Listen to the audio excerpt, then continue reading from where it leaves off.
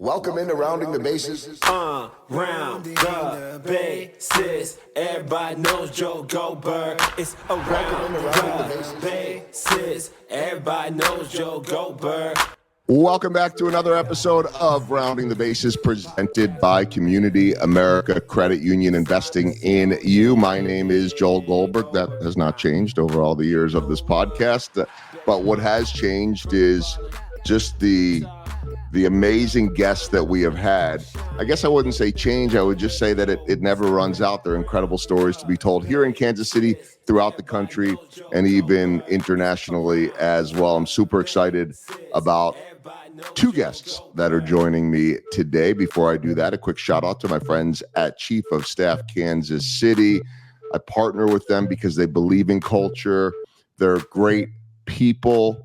And so if you are looking for a resource, if you're on the hunt for a job or looking for someone, just give them a try, give them a shot. You can tell them I sent you or not, doesn't matter one way or another. chiefofstaffkc.com, making connections that matter.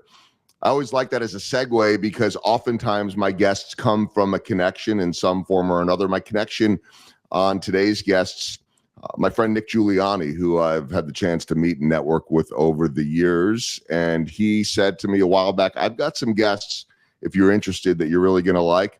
I read the background, I saw it and said, absolutely, we've got to do this. So I'm joined today by a pair of entrepreneurs who are making headlines and writing history for Black women in tech. I would say for all women in tech, for that matter. Their names are Jannae Gammage and Alaia Martin, the CEO and COO of Cypher, a pioneering force in fintech that has revolutionized the way that futures get funded.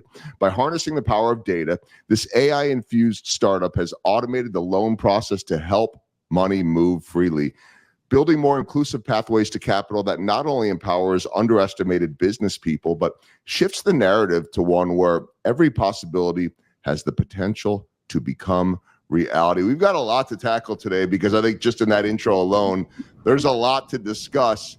I'm so happy right now to be joined by Jannae and Alaia. Ladies, how are you? Great. That was a good intro. You should go ahead and introduce us more often. Okay, I can do that. Full disclosure, because it's easy to take credit for things, and I think I could write. Finishing up the second book right now and all that. But my incredible executive producer and assistant Ashley writes everything, researches everything, and I always feel good when my guests say, hey, can we borrow that one? It means that she is as good as I believe she is. But with all of that said, you guys are doing incredible things. And I as I read that intro and as I read about your background, I sit there and think, okay, this is cool stuff. But it's not just cool stuff, it's groundbreaking stuff in a way that's going to change lives. And I'm curious, Jannae, how much that was the intent as you started this, where the passion came from. This is well beyond just fintech to me. When I look at your company. What was the motivation, the inspiration when you started it? So we both started. We actually co-founded it. People don't know that Alaia has been here since literally minute one, in transition from advisor to co-founder. But I think a lot of it was, if I parse through my history of being an entrepreneur, I noticed that all of my businesses were about serving the little guy, and trying to level the playing field for everyone. You should get that one.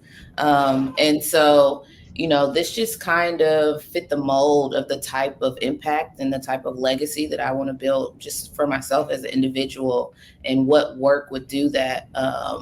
What could I leave behind that aligned with that story?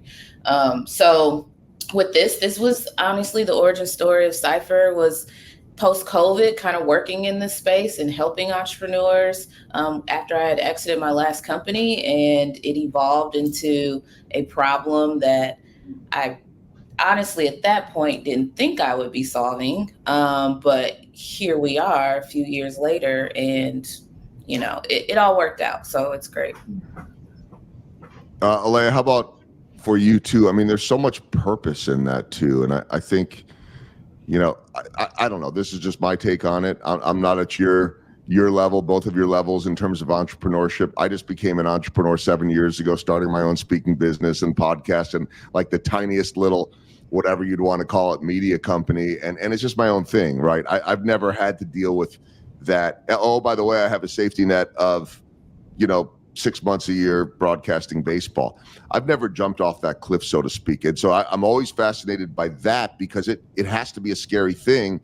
Yet I've always felt like true entrepreneurs, women, men with that entrepreneurial spirit, they have a little something. I don't know if it's in terms of taking risk that not all of us have. Narcissism. Jannae says narcissism. Whatever it takes. You gotta have a healthy dose of it. The unhealthy, belief that you can do anything is touch of narcissism.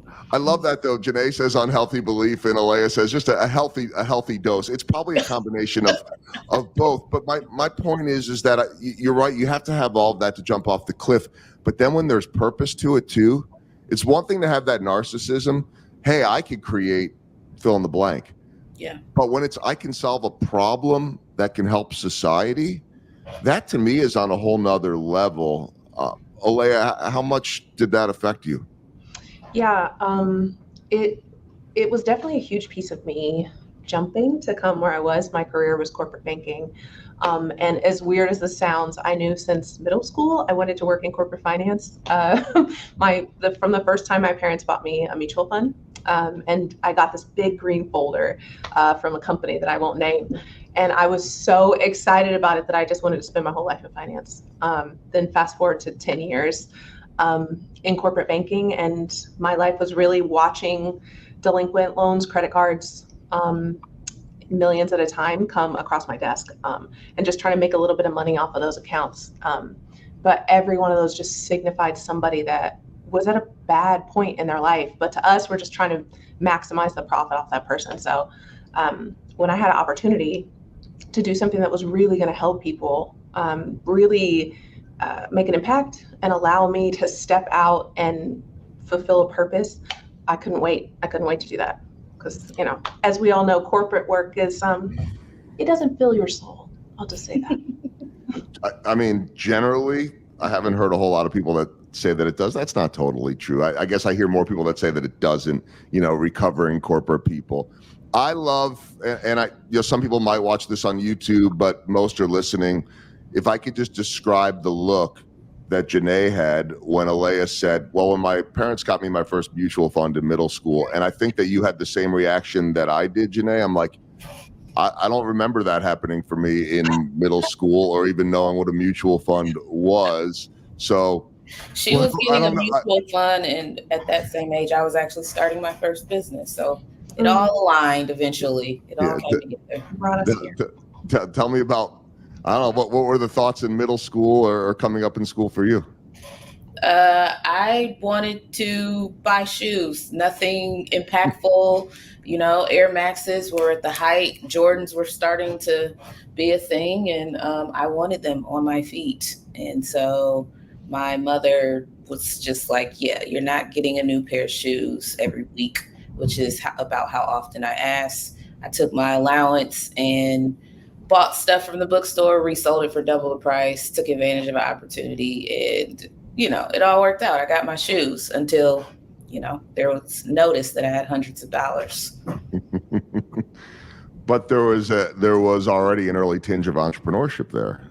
Yeah, I didn't know it was entrepreneurship then either. Entrepreneur back then meant like you were unemployed and lived in your mom's basement and you called yourself an entrepreneur because you were doing stuff online or something weird. But now it means, a drone and a Lamborghini on Instagram. So I don't think the definition still has caught up with what it really is. But yeah, it's been a good time. Well, yeah, there's what's on social media and the perception versus what the reality actually is. Exactly. Right. Jeez.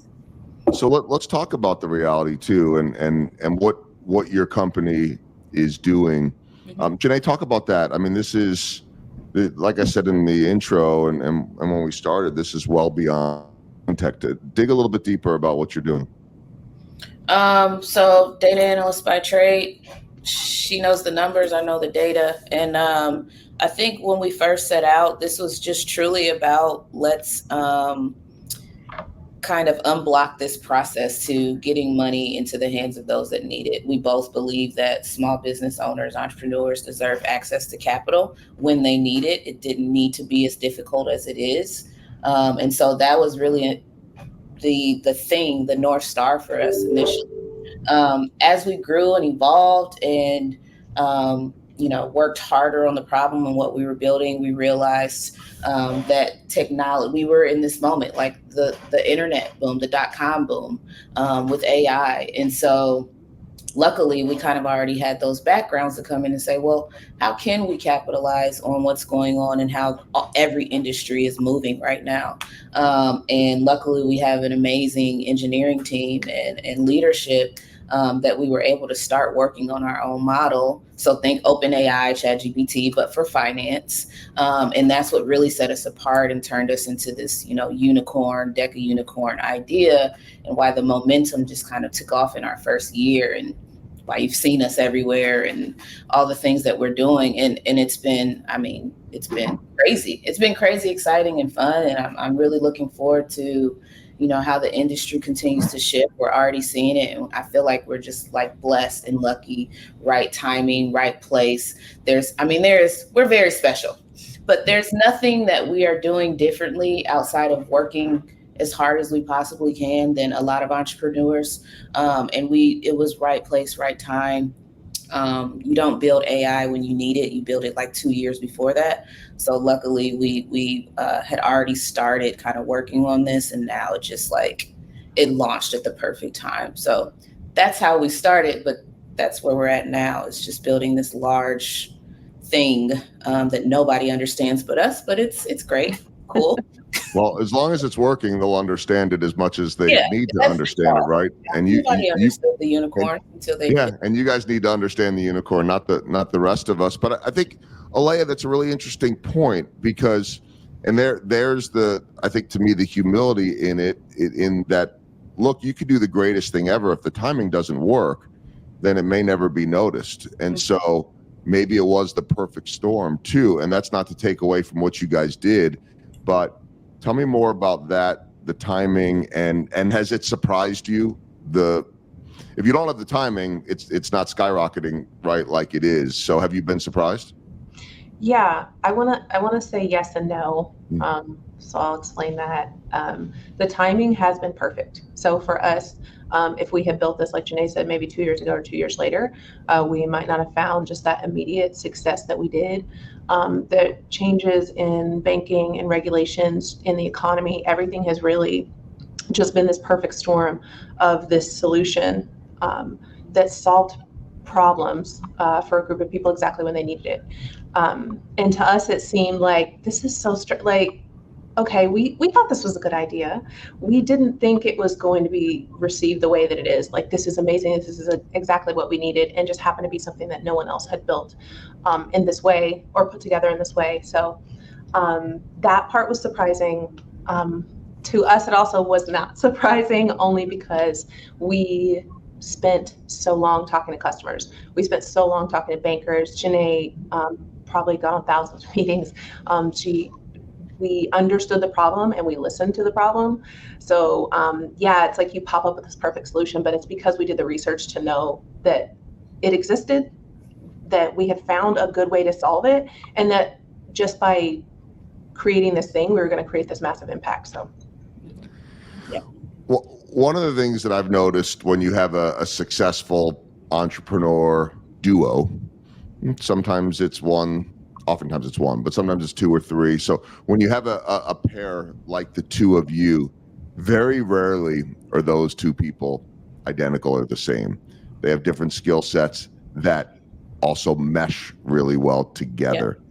I'm seeing a little bit of a smile from both of you, but also acknowledgement. So I know I'm on the right track here. And I can tell that just from our conversation, but it just, you're not going to have two partners that are doing the exact same thing. That makes sense, right? So how do you two, Jannae, collaborate together? How do you fit together? Where are the skill sets and the personalities meshing into what what has turned into Cypher?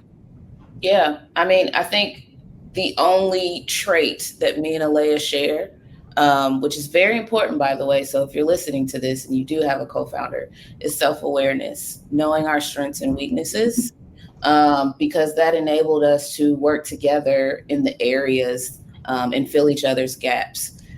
On top of that, it does help that we actually are very complementary when it comes to working styles, working strengths. Where I lack, it's her strength. Where she lacks, it's my strength. And so that kind of determined our roles as well. We like to say I handle everything external. So sales, strategic partnerships, pitching, going out and pushing the company on any public domain or whatever stage. And then Alaia is very detailed, which I hate, and very good at execution, which with those details I also hate. So she is the COO. She ensures that the company is running the way that it should be to support the things that I'm going out and selling and pitching. And so she's playing puppet master, and I'm just a puppet, but I'm Pinocchio, no strings. I'm a real girl. But yeah, so that's what we figured out very early. We also, what was that test we took, Alaia? Working Genius. Working Genius. We are the exact match. Mm-hmm. Yes. So that was really interesting to see as well, and the validation that came from that. We're on the right track. We have this set up correctly. Now we both just need to execute in our lane, and as long as we do that, this company will continue to thrive. Did you know that right away, Alaia? What was it like? Oh, wait a minute. Here's the yin, here's the yang, or did it take some time? I did not. No. No, I think you hope that you can work well with someone, and we didn't know each other super well actually at that point. I mean, I guess we'd known each other maybe a year, but not definitely didn't know working styles. So I was hoping that everything worked out, and there's always stuff with co-founders that you're going to have to navigate, just like any other relationship. You have to navigate how to be cognizant of the other person's, I don't want to call them weaknesses, but areas of improvement, of your own areas of improvement, of your communication styles, all of those things.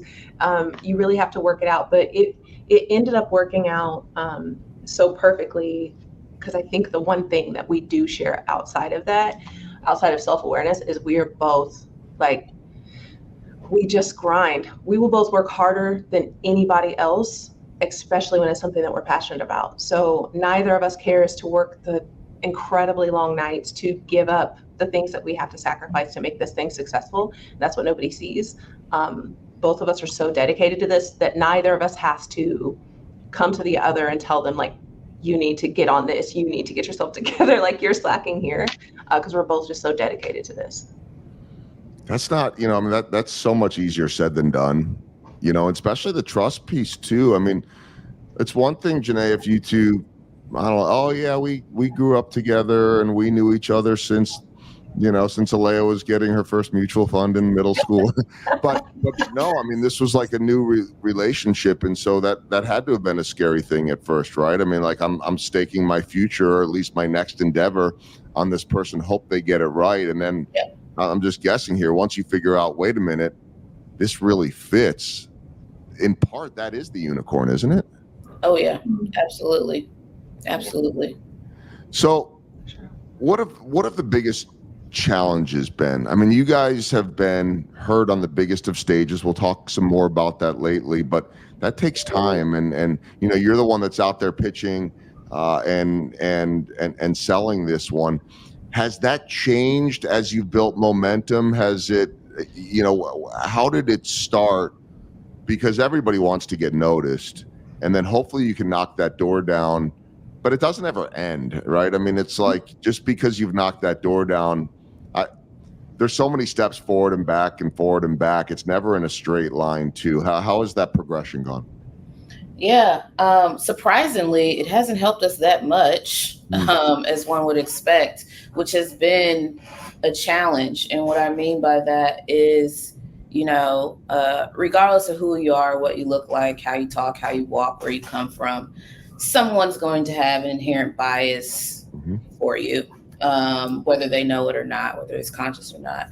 And so what I'm starting to see is it's almost like the more success we get, the more questions there are around it, which can be a challenge. It can be very invalidating.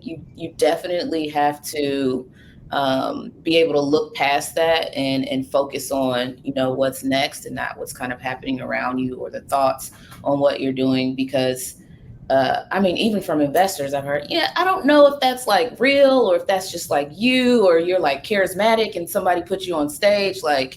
And I'm like, no, it was actually the company, the idea, all the things that we've done, the things that we've worked hard with. So it almost creates more questions, which is a challenge because in your mind or in our minds, when we initially set out doing this, one of our strategies was, well, we're new, we're breaking into a space that doesn't truly like to work with startups. Let's be real, pretty anti-startup. So we're going to have to come in with this enormous amount of credibility. So how can we get credibility? Well, we can do press. We can get on stages. We can look like, we've been around the block a couple of times, even though we just started yesterday. So when we focused on that and it worked, we were in every article, we were in every major publication, on the largest stages. Then it's like, well, how did that happen? Is it being given to you? So that's been a really big challenge. Everything else has been your normal, typical entrepreneur founder stuff and the acceptance that it's going to be a pendulum swing day by day. That doesn't really bother us as much as it is just like, wow, we're really being questioned. And it's hard to grasp some days. Yeah, what I'm hearing from you is that if this were some established business, and if this were even not an established business, say 2 men or 2 white men, I'll just come right out and say it, and I'm not afraid to say it because it's a topic that has been talked about many, many times on this podcast, and it's not the basis of this podcast, but it's one that really, at least for me, post George Floyd, as I started to talk to some of my Black friends and friends of color and starting to understand as much as I could that, wait a minute, this is a good discussion to have because we see it really in everything, in every walk of life. And so I've always thought, like in my next book, one of my interviews was my mom. My mom was told back in the 60s, hopefully she's not listening, so I'm not, dating her, but she was told she had 2 choices. She could be a teacher or she could be a nurse. So she ended up being a music teacher, and she was a music major, and she was good at it. But she ended up going back to school and becoming a computer programmer and doing things that nobody understood what they were. Now I guess she would be called what are we calling programmers now? We're calling them coders. She's coding, whatever. And eventually she actually ended up in the corporate world, and eventually her company was bought by Bank of America, and she's in leadership and leading teams and still getting the stuff. She didn't like to talk a lot about it, but questioning her as a leader because she's a woman and all of that. And so I even in talking to her at an older age now, me being older, I'm protecting myself there, but I didn't understand that as a kid. And so what I started to see in this pattern, and one that I think a lot of women have dealt with their whole lives, and a lot of women of color have dealt with more, is that there is this hill that we all climb. But if you are, say, a woman, that hill is a little bit steeper. If you are a person of color, that hill is a little bit steeper. If you are a woman of color, it's even steeper. It doesn't mean that it has to happen, but I'm thinking as I hear you talking about that, Jannae, that, wait, you guys have done this. And you're not saying, hey, we're there, we're all there, it's done, but like, let's just do this on the merit of what it is. And am I getting that right? And how do you deal with that? Absolutely. Yeah, I'm actually really glad you said that, because when Jannae was talking, I was going to say, let's just say it plainly. We're 2 Black women in the tech industry trying to sell to bankers, people that do definitely, we don't see ourselves reflected in that role a lot, bank presidents and based in the Midwest for building a tech company. All of those things do work against us, even if it's a bias that you're not aware of. You do look at 2 younger Black women and think, maybe let me do a little bit more diligence. Let me Yeah. make sure they actually know what they're talking about and it's not just smoke and mirrors. And there's something that we talk about a lot when we see things happen like the Elizabeth Holmes effect of people that have gone before us that may have betrayed investors and customers' trust. We see that and we're just like, oh, because it just puts one more barrier, one more bias in the way for women trying to do amazing things. But I think we've been lucky that we've been well received, that we've been able to walk into these banks and these huge partnerships and be respected and be listened to and given the chance to succeed. So yeah, I think for us it speaks to character a lot, but also we see those biases pop up for sure in those conversations. It just goes, you got to find your people. That's really it. No matter what walk of life, you just find your people. And that's what the other challenges, I mean, if you focus on those things, then everything works out. And I will say every single one of them, except maybe one, has circled back after the fact. So that's progress. I mean, it's the crappy part about it all is that we're even talking about it. Yeah. But I think it'd be worse to not talk about it, like the elephant in the room. No, I mean, if this is what's going on, this is what's going on. It's not just in your industry, obviously, as well, but certainly in the traditional industry. I mean, look at my industry, right? I mean, it's not abnormal now. Nobody blinks an eye at a woman being in a locker room or anything like that, but yet they're really just women, I'm talking broadcasting, that are just getting into the booth, doing play-by-play. And now we're getting to a point where it's not like, wait a minute, there's a woman. No, that's just the announcer. That's just what it is. And so it's progress, but it's never, at least in my mind, it's never enough. And I'm just curious if I would think that in an ideal world, a perfect world, there's no such thing, I know, but in a better world, that you would just be doing your jobs and not be, the hill wouldn't be as steep, right? Let the hill be as steep as it should be for any entrepreneur, and there is going to be a hill to climb. If it wasn't a hill, everybody would be on the top easily, right? And so that work ethic, that having to work hard, name me an entrepreneur that has been successful that didn't work hard. That's the common link. I think that you two ladies have to work harder to get there, and you obviously are. You have the resolve. You have this incredible product and service that you can do, but you have to make people believe. To me, that makes you pioneers, and that's always a tricky term, because I don't know who wants to say, hey, I'm a pioneer, right? I mean, it's easier when someone else says that about you. But I also think, this is just my opinion, that there's a responsibility in that 5 years, 10 years, 20 years, the young kids that are now studying coding in grade school, which is mind-blowing to me, are going to be the next Alaia and the next Jannae, or fill in the blank. Do you feel, Jannae, that responsibility? Absolutely. Absolutely. That's why it's always important to us. I think we both do, that we talk about the journey as well, bring light to it, because I know that the more success and the more things that we attain, it's important to showcase it so that others like us see it, so that others that aren't like us see it, and understand that it can be done. And, it's very often that we get appreciation that, people see someone that looks like them.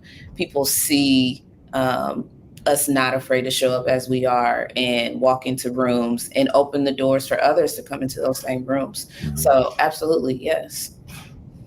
If we had more time, we would talk about the other side of this, where we've been accepted into some programs specifically for Black founders, and the responses online. Vicious. They're vicious. That we have receiving this investment because we're Black, we don't deserve it. There's probably a better founder, but didn't get it because they're not a person of color. And we were so taken aback by that. So it's actually the opposite. Also, when large organizations are trying to help be more equitable in their investment, and where they think someone can create impact, the response can be, a little hard to hear. Mm-hmm. Well, I mean, anyone that wastes their time on social media, I'll raise my hand. I'm not telling. I would tell everyone, including myself, to waste less time on social media. And I go down the rabbit holes too. And look, my stuff's nothing. I mean, I just have fans that get pissed off because the team isn't doing this or that in a certain situation, and they want to yell at me, or they want to ask a question and then I respond and they don't like the answer, like whatever, like child's play. But I see what's being said to other people, and certainly to people of color, and even like, even the athletes that I deal with that in this day and age now of gambling, like they have a bad game and they're hearing it from a fan that lost a lot of money because of them. And it's like, the easiest thing to do is just not look at it. And I don't mean don't run away from it. Well, I mean, do run away from the social media stuff. Like I tell young players or young broadcasters, if you don't want to see it, don't look at it, because that's just the proverbial, someone in their mom's basement or whatever. I'm stereotyping that one, but it's just the easiest way to say it. How do you, Alaia, stay focused on the task at hand? Because to me, a lot of it, while real, is also noise. Unless you let it be more. How do you stay focused when you've got something great and you are getting that response from corporate? So I stay focused on the mission. I know how hard I work. I know that we absolutely deserve the success that we've had. And what matters to me is that I've found my place. I'm creating this impact, and more than anything, I have 4 daughters. So I am being this role model for them, and that's what keeps me truly focused. They're seeing me build something from the ground up, breaking through some of the barriers that we felt like would be there, but we're finding really aren't. That's all that matters to me. Truly. And Jannae, before we get to the baseball themed questions, I mean, beyond all of this talk, which is incredibly important, we could do a whole podcast on this. I have done podcasts on this. Maybe we'll do another one at some point. I don't ever want to stop this discussion until it goes away, and it's never going away. You just hope that we could chip away at it, right? And at least my belief is it takes everybody. So I'm glad that we were able to talk about it, and hopefully we can continue to talk about it. But the other side to this is that you're both in an industry that is, and this isn't the only industry, it's a traditional, this is the way we've always done it, in a world that is changing. Now, the world's always been changing, right? But it just feels like everything's moving at a faster pace right now with technology, with innovation. And I'm just curious how those two butt heads, right? I mean, fintech's not a word that we ever heard before, but it's like, why do so many industries, banking, financial world included, feel such a need to stay in the past? By the way, baseball is very much like that too. It's like, hello, let's get up with the times here a little bit. We're not in 1950 anymore. What are the challenges of that? And how much do you enjoy that piece of it too, being an innovator? Yeah, I mean, I actually, yes, that is true. They are very anti. Again, I don't think though that it is, I don't want to change. I think people fail to realize. So for instance, Cypher, which has, less than 20 employees, we were thinking of switching from Notion to ClickUp. And we have to actually set that in place for December when everything's not crazy. And it's literally just a productivity app.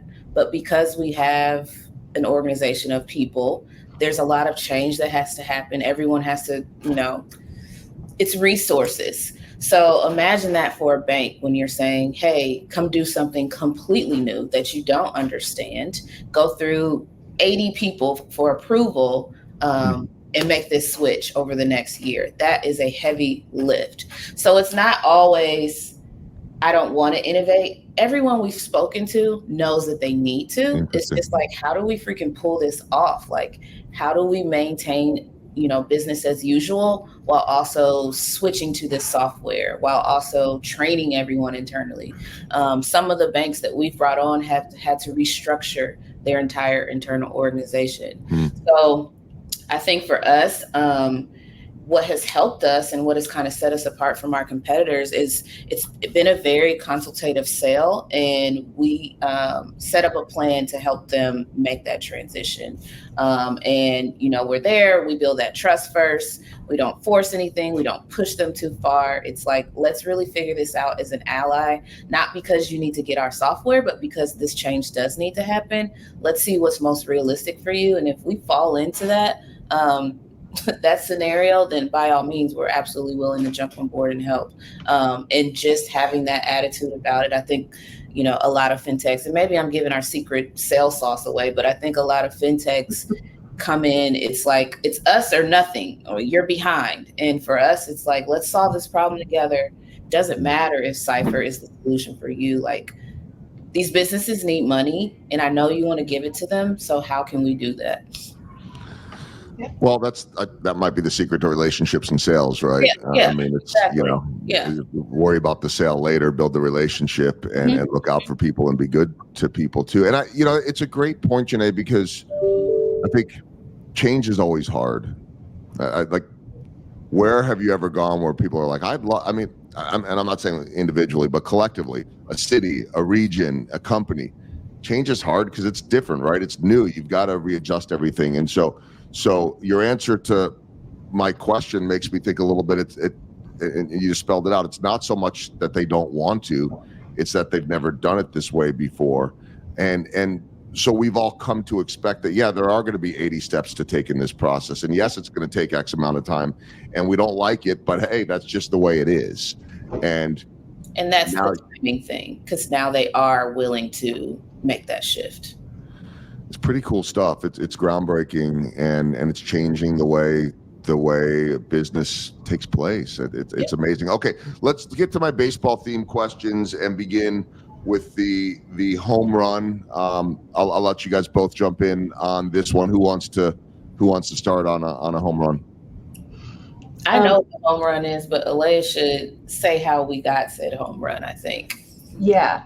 I'll let Jannae take this, but before she does, so I think we've been talking a lot about being really early, not really thinking we're ready for things, but wanting to focus on publicity and really getting our faces out there. And I think if you're a startup, there's a stage that for us was the biggest that we could imagine, just South by Southwest. So I kept seeing these emails come out, apply to speak, apply to present at South by Southwest. So I'm just forwarding them to Jannae. Like, you're going to be perfect for this, you should apply. She's like deleting it. Like, I'm absolutely, I would never be on South by Southwest. Like, that's for like 3 years from now. And so I just keep forwarding it, and then I'm putting calendar invites. Like, this is when this closes, and really pushing her, because she's an amazing presenter. She's really, really good at getting the story and the mission across. And I knew she'd be perfect for this. So I just kept pushing her to apply. Finally, of course, she did. She walks into the office one day just with this shocked look on her face, that she just got selected to present at South by Southwest, this massive stage at this very recognized and respected event. So yeah, I'll let you talk about actually doing that, but I think for us that was a huge home run for the company and for Jannae personally, for sure. And Jannae, you did describe her as the puppet master before. Now we've come to understand how and why, right? Yeah, exactly. I also want to thank Jessica Powell, because it was literally the last day to turn it in, and I was thinking about it, and I went, and it was like, it costs to do the application. I was like, see, this is like, I'm not spending money on this just to not get selected. That'd be stupid. And then she like messaged me and was like, hey, have you thought about applying to South by? Like, I kind of did. Just like, well, I have this code because I'm a judge, and you can apply for free. So literally 2 hours before it closed, I'm just like, hope that's good. And yeah, like Alaia said, months later, I had forgotten I even did it. And I got this email like, congratulations. I'm like, wait, what? Oh, okay. All right. But that was a huge amount of validation that instilled a lot of confidence in us to go out and try to get on other stages. And I mean, I think that kind of catapulted us into the next stage of the company, as well as getting us on other stages. Yeah. Jessica, by the way, is a bit of a puppet master herself, if I may Yes, say she so. is. Yeah, she is. She definitely is. As we are I wrapping this thought up. maybe Alaia, messaged her and told her to message me. She had no idea. So No, that's Jessica. I know that because I'm sometimes the puppet too. I'm going to moderate something for her later today as you and I speak. Anyway, yeah. let's get to the swing and the miss. Jannae, I'll start with you. Oh man. All right, swing and miss. A hire. We were just in a tough spot, I think. Needing someone to fill the role is a big role. It's head of engineering, someone to kind of lead the product. And we hired based off of referral, based off of perceived background, what was told to us. Didn't do enough diligence. I felt like we did a lot, but didn't do enough diligence. And it was, oh my gosh, it was a big miss. It was a big, big, big miss. Caused a lot of heartache. And I mean, with startups, it's normal, but this one is just like, oh man, how? You got past me, the military, you got past me. Gosh, I'm slipping. But yeah, I won't go into much more detail, but definitely. No, you don't need to. And by the way, you can't get it right every time. Although I sense that is certainly the goal for you. Alaia, I'll let you pick it up. Yeah. I think keep it brief. I think my biggest swing and a miss outside. I mean, something outside of Cypher. When I was first, I was still at this large bank. I was wanting to teach kids about financial literacy, something I was passionate about, something I felt like I could make a difference in. Wanted to turn it into a business. So I immediately got great feedback. I got pilots with schools local in Kansas City, as well as like Boys and Girls Club, big places. And I was going to teach all these in person. So I'm like, well, I clearly don't have time to do everything else. So I was working and doing some consulting that was like fairly highly paid. So I decided to step away from all of those things, the extra things, the consulting, some other stuff that I was doing, to go and do these pilots. And this is about 2 weeks before the entire world shut down. I signed these contracts. I stepped away from my consulting contracts. I got everything in place to go and teach these amazing courses, and the world shuts down. And I realized really quickly that maybe don't take these huge leaps until you have things in place, so they're going to work out. I'm all for just jumping off the cliff, but maybe make sure you've got things are going to work out. Give it a little time to make sure things are going to work out the way you plan. That was a big miss for me. I really put all my eggs in one basket there. But a good learning lesson. Okay, let's get to small ball, the little things that add up to big results. What is small ball to both of you? I'll flip the order around. Alaia, I'll let you start with you. What is small ball? For me, the thing that makes the biggest impact in this business is it's all the small things that you do that feel invisible. All the nights that you stay up, making sure every detail is buttoned up, making sure for us it's like legal and compliance and HR stuff and payroll, all the stuff that feels unimportant, but when you're a business owner, it's incredibly important. And you have to do those things in the background. And you might have a day where you have 100 small tasks that feel like, oh, I want to go talk to an investor, or I want to go sell this product, or, I want to go do all these things, but you can't not do those small things. So for me, it's things that feel really small, but they keep us operational and profitable and in business and just compliant. So for me, that's small ball, small, but not. Yeah, I mean, no one has ever called compliance sexy. We know that for sure, but it's an important piece to it. Jannae, how about you? I'm going to say reps. Like, I was an athlete. I was a collegiate athlete. You only get better with reps. So my job is to tell the story. I tell it at least 10 times a week to someone, customer, an investor, Alaia, like myself. I'm typing it somewhere. Like I'm just reps. And, that has contributed to our success, because me telling that story is how people have bought into what we're doing. We could have the best language model ever, and everything we do could be great. But the reason We have sales, and the reason why an investor wants to even get on the phone is because they're hearing the story and they're interested. That sparks, all of it. So I'm going to say reps for sure. Yeah. I love that so much. I think it's a part of small ball for all of us. I mean, I always like, people will ask me, so not all the time, but enough. They'll say, hey, do you get nervous when you go on TV? No, I've done it a million times. Yeah. But I used to be.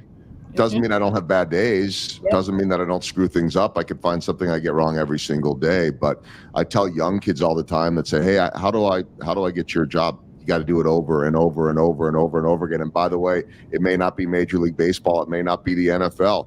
It may be the local wrestling match. It may be the gymnastics meet. It may be the field hockey game. It doesn't matter. Just keep doing it over and over again. I think that's universal in every profession and in pitching and whatever. And by pitching, I'm talking about in the entrepreneurial world, not on the baseball field, but that as well, right? I mean, it's over and over again.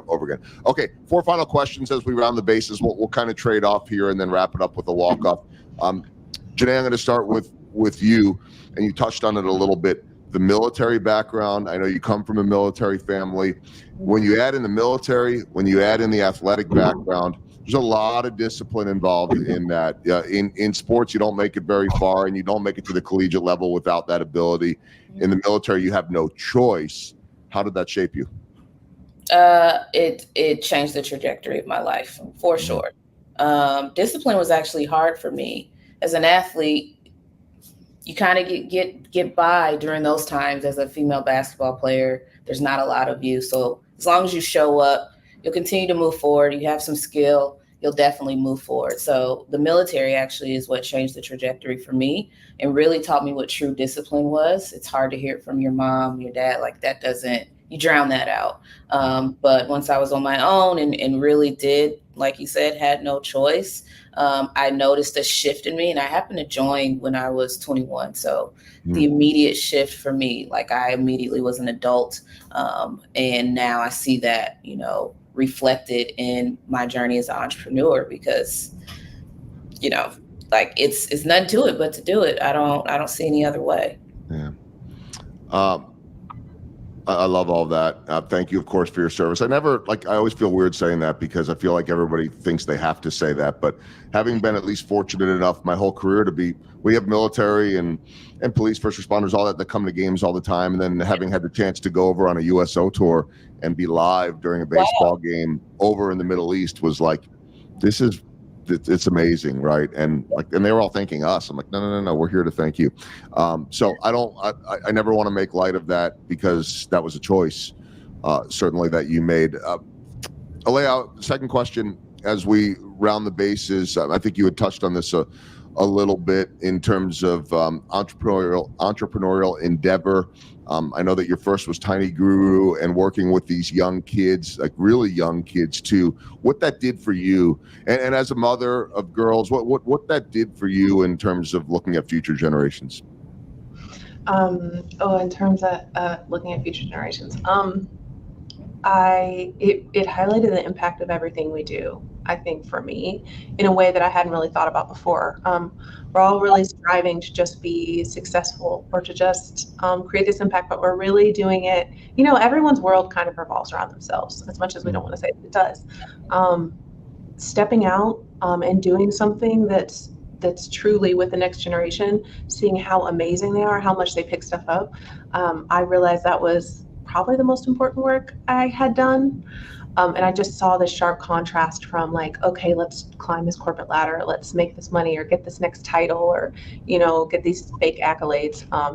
And then this was a huge shift to me of realizing that it was just this like intrinsic reward that I wasn't expecting. And that transfers over to how I'm a mom, to how I approach entrepreneurship here. It's all about the ripples that we're sending out into the world. And that was a big shift for me. Good stuff. Third question as we round the bases. I have a serious one, but I have a lighthearted one too, Jannae, just because I'm curious. What did that Air Max collection get to, or is there any kind of collection nowadays? That's not my third question, but I'm curious. I don't know what happened. There was a shift when I got in the military to minimalism and appreciating what I had, and the excess stuff went away. I bought clothes, but there's no sneaker collection. I actually rotate between about 5 pair of shoes. Okay, so that's a big life change, Legos. right? If someone wants to buy me a Lego set, that's it. Yeah. All right. So the question actually, though, was going to be when you get on stage now, certainly for something big like South by Southwest or whatever it is. I mean, I sense that there's an incredible comfort in that space right now. What do you feel when you get on stage right now? What did it feel like when you started? Did you have that from the beginning? What does it feel like now? I will say you're mistaken. There is no comfort. I still get nervous. Interesting.